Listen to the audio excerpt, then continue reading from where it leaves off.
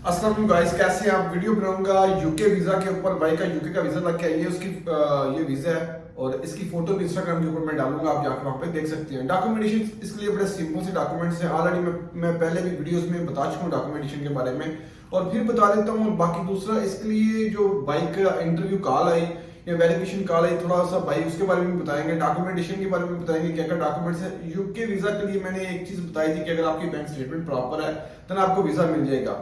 और ये visa 6 month का मल्टीपल वीजा है, इससे ज्यादा भी वीजा मिल सकता है। अगर आपने ज्यादा फीस पे करेंगे तो ज्यादा आपको लंबा वीजा मिल सकता है, 2 साल का, 5 साल का या 10 साल का भी वीजा मिल सकता है।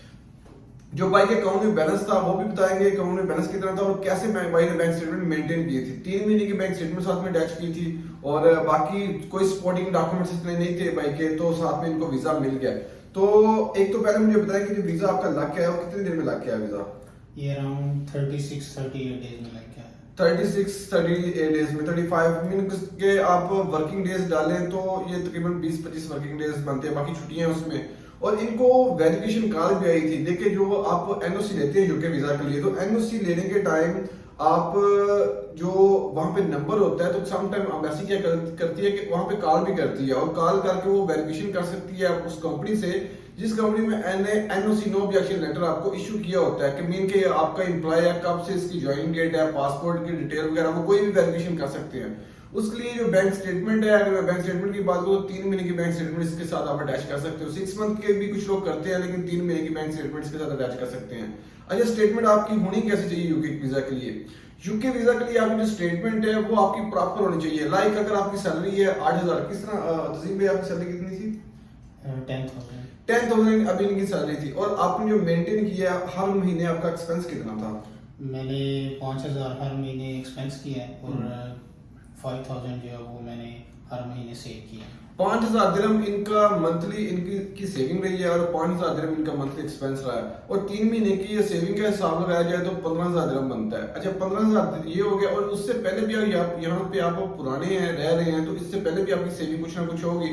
उस सेविंग को साथ में जो बाद की सेविंग है 3 महीने की, उसका हिसाब से आपके अकाउंट में सेविंग काफी ज्यादा बन जाएगी। अकाउंट में जो करंट बैलेंस आपका होगा 3 मंथ की बैंक स्टेटमेंट अटैच करनी है और दूसरी एक और चीज अटैच करनी है।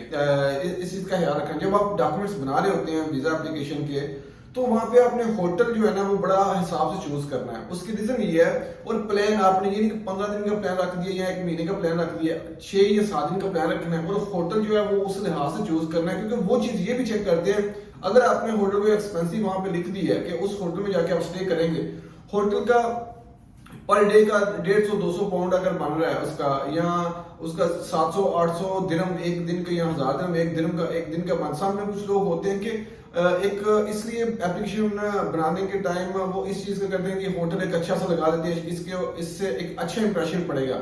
लेकिन होटल आपने उसी हिसाब से रखना है जिस लिहाज से आपकी सेविंग का जो आपने वहां पे लिखते हैं कि हमने 1,600 पाउंड हमारा वहां पे खर्चा आएगा 6 डेज के ट्रिप के ऊपर या 7 डेज के ट्रिप के ऊपर, तो उसमें होटल का टिकट का और वहां पे रहने खाने पीने के और शॉपिंग के पैसे भी इंक्लूड होते हैं।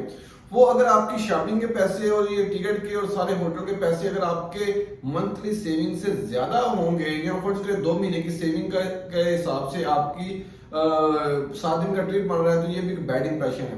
उसी तरह कम से कम आपकी सेविंग जो है वो 1 महीने की आपकी सेविंग के साथ के में ही आपका 6-7 दिन का ट्रिप हो जाए। अगर आपने वहां पे लिख दिया एक अच्छा होटल लिख दिया और वहां पे एक्सपेंस लिख दिया कि आप 2,000-3,000 पाउंड वहां पे एक्सपेंस करेंगे, मीन कि आप अपने 4-5 महीने की सेविंग अपने 7 दिन के ट्रिप के ऊपर लगा के आ रहे हैं, तो इस वजह से भी आपका वीजा रिफ्यूज हो जाता है। मोस्टली यूके का जो वीजा है वो 3 चीजों के ऊपर बेस करता है, आपकी सैलरी कितनी है, आपकी मंथली एक्सपेंस कितने और आप वहां पे जाकर कितना एक्सपेंस करो। इन 3 चीजों का अगर आपने ख्याल रखा तो आपका वीजा यूके का पक्का है। तो बाकी जो भाई का यूएई का वीजा है वो है मार्केटिंग स्पेशलिस्ट का वीजा है, भाई का अच्छा वीजा स्टेटस है और बैंक स्टेटमेंट भाई की अच्छी थी, मेंटेन की हुई थी, तो इसलिए भाई को वीजा मिल गया। डॉक्यूमेंटेशन इसके लिए बड़े सिंपल से हैं, वो ऑलरेडी मैंने बता दिए हैं। वीजा एप्लीकेशन फॉर्म है, होटल है, फ्लाइट है, ट्रैवल इंश्योरेंस इसके लिए नहीं चाहिए होती है। बाकी पुराने वीजे की कापी है वो सारी के सारी साथ में अटैच करें और बाकी ये डॉक्यूमेंट्स हैं। और ऑनलाइन आपने इसकी एप्लीकेशन बनी, ऑनलाइन फीस पे करनी है और फीस पे करने के बाद देन आपने बायोमेट्रिक के लिए आपने वीएफएस सेंटर में जाना है। तो बाकी इंशाल्लाह मिलते हैं अगली वीडियो में। अल्लाह हाफिज।